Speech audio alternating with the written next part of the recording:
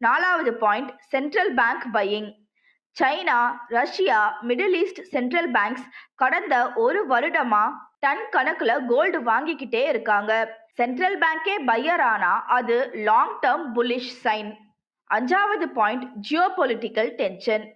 Ukraine war, middle east conflict, China Taiwan issue, red sea shipping problem இவை எல்லாம் அன்சர்டனிட்டியை create பண்ணுது. Uncertainty is equal to gold up. 6வது point stock market over valuation fear. US stock market record ஹைல இருக்கு. Correction வருமோன்னு fear வந்தாலே மணி கோல்டுக்கு shift ஆகும். இப்போ சில்வர் பத்தி பேசுவோம். சில்வர் ஒன்லி ப்ரெஷியஸ் மெட்டல் இல்ல, இண்டஸ்ட்ரியல் மெட்டலும் கூட. Solar panel, EV, electronics, battery இந்த கிரீன் எனர்ஜி பூம் காரணமா silver demand multifold increase. Gold safety story. Silver growth plus safety story. அதனால சில்வர் ரீசன்ட் டேஸா கோல்டை விட வேகமா மூவ் ஆகுது.